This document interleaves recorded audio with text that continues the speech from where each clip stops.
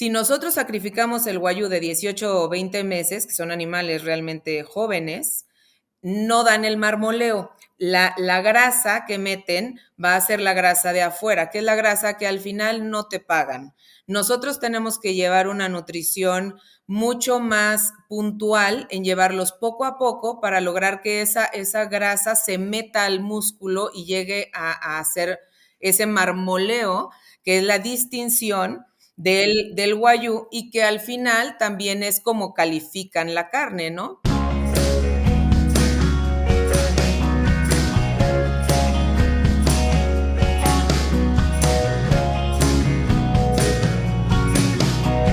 Hola, bienvenidos a otro podcast de Carnecast. Mi nombre es María Salud Rubio y voy a ser su anfitriona el día de hoy. Fíjense que tenemos una figura muy especial para el día de hoy. El tema del que vamos a hablar hoy es la producción de guayú en México. Y para eso tenemos a la mera, Paola Mares Hernández. Paola, bienvenida al podcast de Carnecast. Muchas gracias, doctora. Oye, ¿cómo está? ¿Todo bien? Todo bien, gracias a Dios. Muy bien. Cuéntanos, Paola, ¿cuál es tu background y cómo acabaste dedicándote a la producción de guayú en México? Fue una rareza un poquito. Nosotros, tanto mi familia como yo, somos ingenieros civiles. Estudiamos ingeniería civil. Mis papás tenían una empresa de construcción y de repente, por alguna u otra razón, llegamos a Las Vacas. Y yo creo ahorita, después de 15 años que llevamos ya trabajando en el guayú, que gracias a no tener nada de información, nada de haber estudiado ni veterinarios, ni agrónomos, ni nada, pues se nos hizo fácil, ¿verdad? O sea, si yo supiera la mitad de las cosas que sé ahorita hace 15 años, siento que nos hubiera dado mucho más miedo entrar como entramos, ¿no? Así de, pues si alguien más lo puede hacer, nosotros también, ¿por qué no? Qué gracioso. Entonces, ¿cómo fue que metieron al guayú a México? ¿Cómo se hace eso? En realidad todo inició con mis papás compraron un rancho que en realidad estaba visualizado nada más pues para lotificar y vender como algo de construcción, a lo que realmente ellos sí se dedicaban en ese momento. Y en el inter de sacar todos los permisos y demás, pues dijo mi papá, ¿por qué no? Pues compramos algo de ganado para que esté en ese rancho y luego que pastoree y se vende, ¿no? Entonces ahí pues todo iba normal, bien. Y de repente un amigo de mi papá llegó y le dijo, oye, voy regresando de Japón, hay una carne que, no sé, guayú, que a mí se me hace que está muy interesante, ¿por qué no se echan un clavado y lo ven? Entonces, me dijo mi papá, ¿por qué no investigas un poquito? Yo confío en esta persona y a lo mejor vale la pena. Me empecé a investigar de qué era, por qué estaba de moda, qué significaba y a mí me encantó esa raza, o sea, se me hizo que era algo como el futuro, de que ahora la gente cada vez quiere saber un poco más de dónde viene su comida, qué comió la comida que está comiendo y el tema de la salud. Entonces, investigando un poquito acerca de las grasas del guayú, dije, bueno, claro, entonces yo creo que esto viene al futuro, se los compartí a ellos, les dije, yo he leído esto y esto y esto, pues ¿por qué no? Pues lo traemos a México. Como te decía, si alguien lo pudo hacer, pues ¿por qué nosotros no? Claro, porque no teníamos todo el estudio de veterinaria y de todo lo que hay atrás, que al final del día, viéndolo hacia atrás, eso nos ayudó muchísimo, ¿no? Sí, decías que si no, no te hubieran metido, vaya. No, no, nos hubiera, o lo hubiéramos hecho 1000 veces más lento, nos hubiera dado mucho más miedo. Miedo, es normal, sí. Entonces, el semen, me imagino que traen semen ustedes o ya sea de Japón o a través de Estados Unidos, que me imagino que ellos allí lo pueden comprar. En Japón cerraron la frontera genética desde los 90, principios de los 90. Entonces, nosotros nos trajimos semen, pajillas de semen y embriones de Australia. Ah, Australia. De Australia, fueron los primeros. Después ya nos trajimos algo de genética de Estados Unidos también, pero como desde los 90 no sale la genética de Japón y ellos nunca han usado mucho el tema de los embriones. Ellos sí se manejan más por pajillas, pero embriones no tanto. No hay manera de conseguir, o mínimo legalmente, la genética que hay actualmente en Japón. Entonces, todos los que tenemos Wagyu en el mundo, hablando de Estados Unidos, Australia, Chile, Argentina, México, realmente son de los animales que salieron de Japón en esos momentos y pues al final todos tenemos también los mismos abuelos de nuestros animales y tenemos que tener un poquito de cuidado con la genética, aunque personalmente nosotros aquí no hemos tenido ningún problema. También tenemos un equipo muy capaz, muy bueno, los veterinarios que siempre han estado muy pendientes de las líneas genéticas que se trae dentro del Wagyu negro, que manejamos nosotros puro Wagyu negro. No hemos llegado a tener ningún problema y después de 15 años ya tenemos todas las líneas que nos gustan y sentimos que ya lo tenemos muy bien acoplado a todo, tanto el clima como todo lo demás y creemos que ahorita no, a menos de que saliera genética de Japón, no necesitamos más. Paola, explícale a la audiencia cuál es la particularidad, por qué te enamoraste del Wagyu, qué es, porque esta semana, bueno, hace unos días hablamos con un doctor que es un especialista en nutrición en corrales de engorda. Y justo ya llevábamos un buen rato hablando en ese podcast y le pregunto, doctor, ¿y a alguien le interesa en México la parte de la calidad de la carne? Y él, no, María, aquí los corrales de engorda es para producir cantidad y no calidad. Entonces, cuéntanos un poquito, porque si con alguien voy a poder hablar de calidad de carne en estos podcasts, va a ser contigo, Paola. Cuéntanos por qué hablas de calidad, por qué buscaste al Wagyu y dinos un poquito, porque yo sé, cuando yo te conocí había un conflicto, tú tenías un conflicto porque no podías usar la carne Kobe.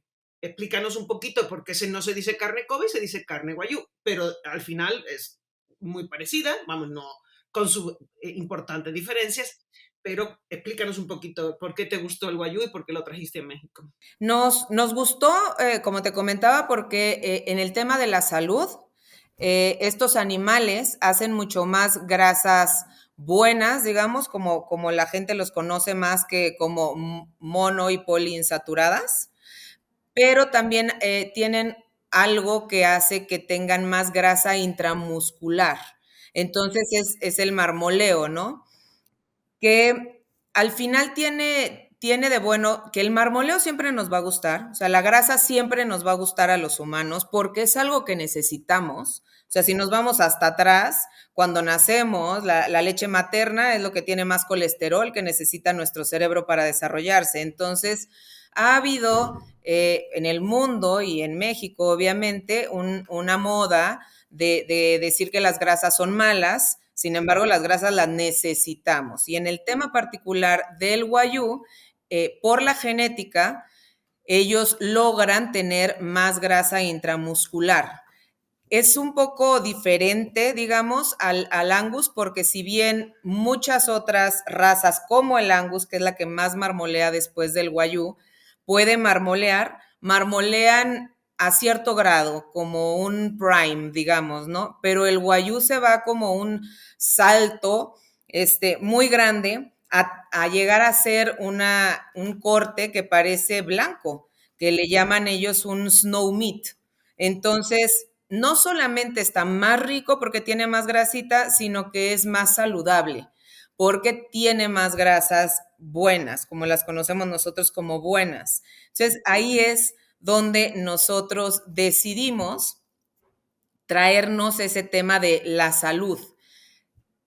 ¿Cómo, ¿Cuál es algo, digamos, un poquito malo del Wagyu? No es malo, pero lo que pudiera hacer que la gente le cueste un poquito más de trabajo, que mucha gente cree que es más caro un corte porque está de moda o porque a lo mejor se trajeron la genética de este lugar o del otro. Y no, lo que pasa es que últimamente, los últimos años que queremos todo muy rápido y hemos hecho todo para que todo el mundo vaya muy rápido, los animales se sacrifican de 18 a 20 meses. Si nosotros sacrificamos el guayú de 18 o 20 meses, que son animales realmente jóvenes, no dan el marmoleo. La grasa que meten va a ser la grasa de afuera, que es la grasa que al final no te pagan.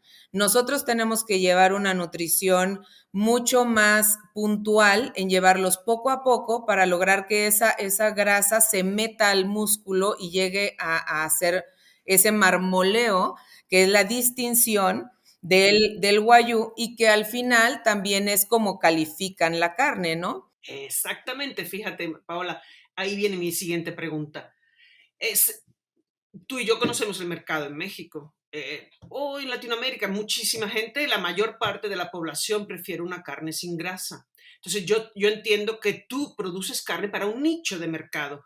¿Cómo te ha evolucionado ese nicho a lo largo de los años? Es decir, ¿cómo empezaste a introducir una carne que ni conocían ni nadie quería? Porque aquí la grasa la gente parece vamos, que no les gusta comer carne, pero no. Entonces has tenido que como que ir ablandando el paladar de la gente e ir enseñándoles que es mucho mejor comer carne con un poquito de grasa o con mucha intramuscular que comerse una carne que no tiene eso porque pues, el sabor y la suavidad y la jugosidad es brutalmente diferente, vaya. Sí, sí, en México creo, más que en algunos otros países, se busca mucho, mucho la carne magra, la carne rosa, nada de grasa.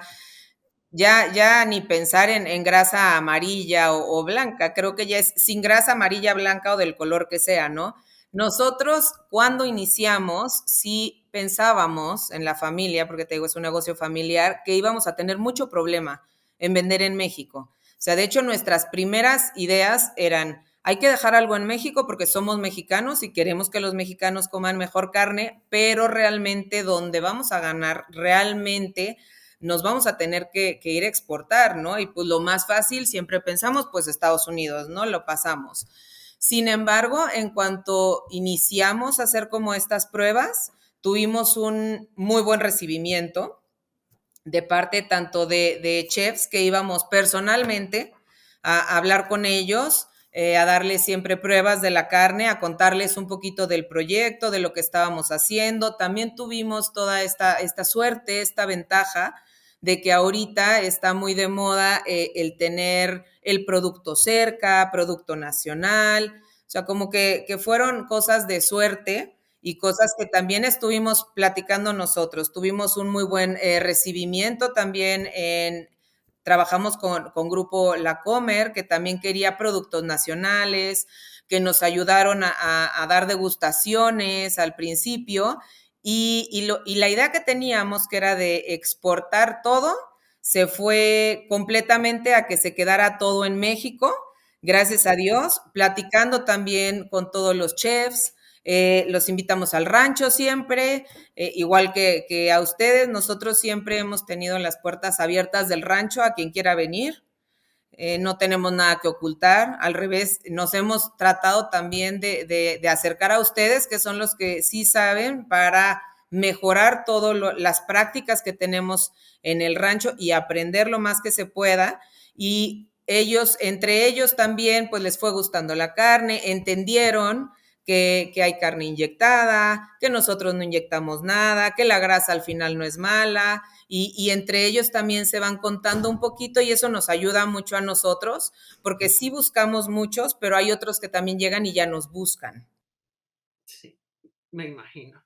Es apasionante cuando hablas, Paola, me encanta, porque yo te conozco hace muchos años y de verdad la labor que habéis hecho en el país de darle, pues eso, a la gente carne de una calidad tan exquisita.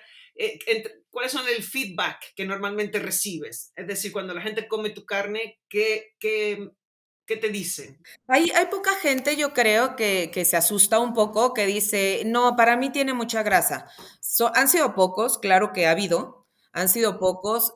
Feedback, por ejemplo, en restaurantes, nos ha ido muy bien. Ahorita, por ejemplo, Puyol tiene nuestra carne. Puyol, Quintonil, Rosetta, son restaurantes que tienen, nos estaba diciendo Puyol, 90% de extranjeros, de gente de extranjeros, ¿no?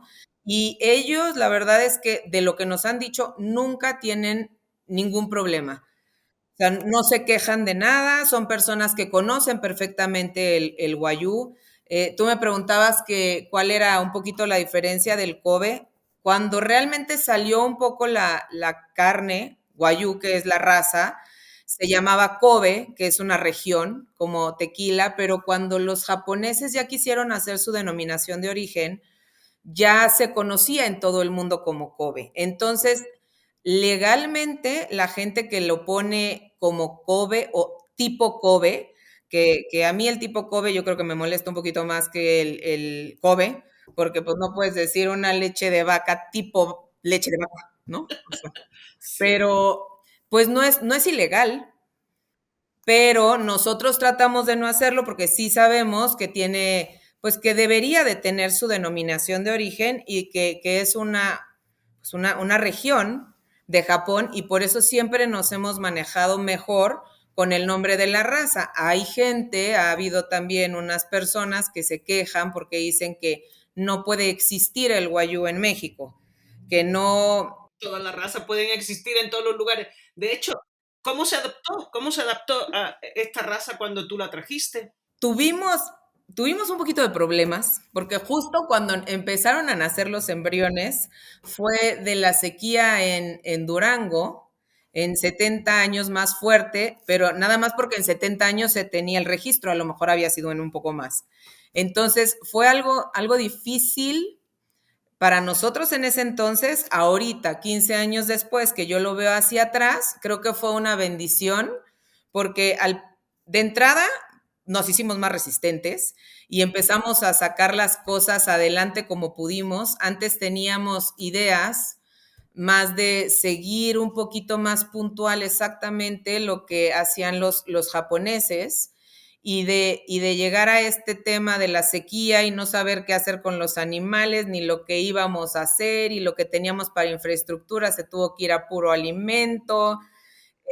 Llegamos entonces a un tema de investigación, qué vamos a hacer y llegamos más hacia el bienestar animal, que nos ha gustado más. Entonces, obviamente no criticamos lo que hace nadie, mucho menos los japoneses, pero eso nos ayudó a buscar más, a ver qué se podía hacer más en el rancho y entonces ya nuestro proyecto se definió más como lo que nosotros queríamos. Nos fuimos más hacia el bienestar animal, siempre de la mano del Wagyu, siempre de la mano de la salud, pero al mismo tiempo también viendo un poquito más al bienestar animal y decimos, nos gusta mucho que tenga mucho marmoleo, pero no vamos a buscar nosotros como empresa un snow meat, porque nos gusta que anden un poquito más libres o que los corrales sean un poquito más amplios. Entonces siento que esa parte de esa sequía nos ayudó a definir el proyecto ya como nuestro. Tú no lo has querido poner con palabras, pero realmente es verdad. En Japón el confinamiento de esos animales y que no se mueven es una cosa fundamental para que acaben poniendo esa cantidad de marmoleo que se ve más blanco que carne, vaya. Y es evidente que, bueno, siempre dicen que le ponen música clásica, que le dan Masaje. cerveza, no sé qué. No, le dan cebada, lo alimentan una cantidad de días que es ridícula, más o menos 500 días de engorda brutal para que lleguen a esos niveles. Y pues sí, como tú dices, tú prefieres, porque eso sí, no es que sea maltrato, pero sí es ya fuerzan al animal sí, a que ya no esté en tan buenas condiciones. Ellos quieren que 16 horas del día estén echados, cuando al final del día un animal, un toro, una vaca, no es lo que él haría, ¿no? En libertad. Exacto. Entonces tú tienes, tengo dos preguntas en la mente antes de que se me olviden. ¿Tú tienes a los animales en pastoreo normalmente? 16 meses, sí. 16 meses, maravilloso. Y la otra, entonces pasan luego sí a un corral de engorda donde se finalizan también con comida totalmente natural. No utilizáis antibióticos, no utilizáis ningún tipo de promotor de crecimiento, nada de... Promotores de crecimiento, anabólicos, antibióticos también es muy raro, no tenemos un porcentaje del rancho porque ni siquiera llega a hacer eso.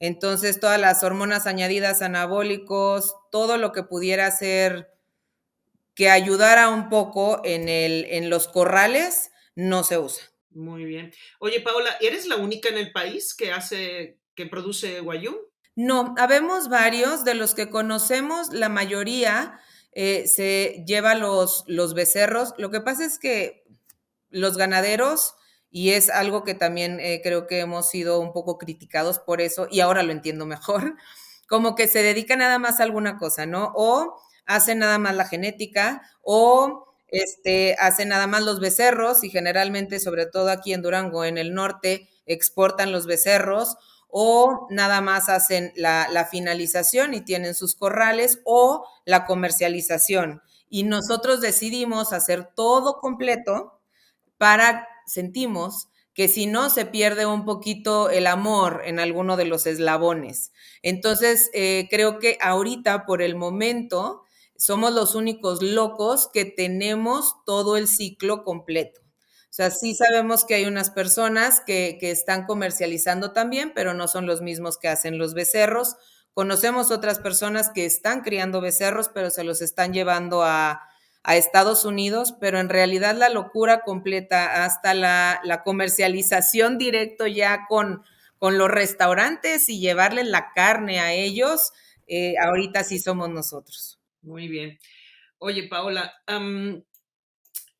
¿cuál es, ya casi tenemos que ir terminando, cuál es el futuro que tú le ves a este Wagyu en México? Yo creo que ya no hay vuelta atrás, digamos. Yo creo que hay mucha gente que ya se está enterando de la parte de la inyección de la carne, de la parte de que realmente las vacas, si estuvieran libres, no comerían granos, de que ya existe algo que se llama grass fed. Siento que a lo mejor si le diéramos la oportunidad también y hubiera más locos como nosotros que dijeran vamos a hacer ahora el grass fed y lo ponemos en México, a lo mejor tendrían también es una idea que tenemos, nada más que no nos damos abasto, que tuvieran esta buena sorpresa de que sí se vende en México. No creo que haya vuelta atrás que digan los restaurantes, siempre quiero una carne que no sea producida localmente, que ya no tenga este bienestar animal, porque sí han tenido muchos chefs esta delicadeza de venir y ver, porque no es lo mismo que yo vaya y les cuente, ¿no? Es que estos animales los tratamos bien a que vayan y lo vean. No creo que esa parte vaya para atrás, siento que hay más, o sea, por ejemplo, nosotros ahorita nada más vendemos en Ciudad de México, Monterrey, Guadalajara, sentimos que hay mucho lugar donde pudiera crecer, está Los Cabos, está toda la Riviera Maya, toda la Riviera Nayarita también. Entonces, ojalá y tuviera hacia dónde crecer un poco más. Paola, ya tengo un par de preguntas otra vez finales nada más. ¿Cuál ha sido el mayor obstáculo? Bueno, entiendo que tu aprendizaje a lo largo del tiempo, quitando todo eso, pero el mayor obstáculo que la sociedad mexicana te ha puesto para que tú llegues con este producto a este mercado que ahorita estás teniendo. Pues yo creo que un poco siento que somos los mismos mexicanos. Como te decía, al final, los extranjeros nunca se quejan en los restaurantes. Creo que somos los mismos mexicanos, o sea, gente que se ha quejado de nosotros, uno que otro blogger que son los que nos interrogan de que exista o no exista el guayú en México. Al final creo que los obstáculos somos nosotros mismos, ¿no? En vez de ayudarnos a subir todos, es algo un poco mexicano que siento que tenemos que cambiar. ¿Y tú crees, tienes competencia? ¿O no sientes que tengas competencia, que no hay ninguna carne mejor que la tuya en todo México? Sí tenemos competencia, me gustaría que hubiera más. O sea, siempre sentimos que cuando iniciamos creíamos como que tenemos que hacer todo muy rápido para posicionar nuestra marca, porque en cualquier momento nos iban a venir a pisar los talones y siento que hace falta. O sea, a mí me gustaría que más gente estuviera, porque la competencia siempre es sana y porque dos cabezas piensan mejor que una y nos gustaría tener más ser más los que queremos hacer estas cosas bien hechas, ¿no? Que seamos más los que no quieren inyectar la carne, los que no quieren tener nada de hormonas añadidas, anabólicos. Siento que estaría padre que fuéramos más. Muy bien. Oye, por último, ¿Cómo se llama tu empresa? ¿Dónde pueden encontrar tu carne? Y, si distribuyes individualmente o tienes nada más una cadena de distribución a supermercados y a restaurantes. Individualmente sí, sí lo hacemos. El problema es que casi todo lo hacemos en piezas primarias, por eso muchas veces pues nada más nos quieren pedir 2 piezas de ribeye y nosotros tenemos como toda la sala de cortes para piezas más grandes, pero también estamos en Grupo La Comer, en todos los City Market, algunos frescos y algunos La Comer y en varios restaurantes. Muy bien. Bueno, pues ¿quieres comentar algo finalmente ya al auditorio? Darle muchísimas gracias, doctora. Siempre es un placer hablar con usted. Darle las gracias porque pues me ayudó a todo lo que me ha enseñado y me aceptó siendo ingeniera civil a sus clases de oyente. Siempre vamos a estar muy agradecidos con usted, toda la familia. Me encantó haberte tenido porque llevar a cabo a lo que tú haces es el último deseo de un científico, de que lleve a cabo todo lo que se puede hacer y lo bien que lo estás haciendo. Pues te agradezco mucho, agradezco a nuestros oyentes y nos vemos en un próximo Carnecast. Saludos, hasta luego. Muchas gracias.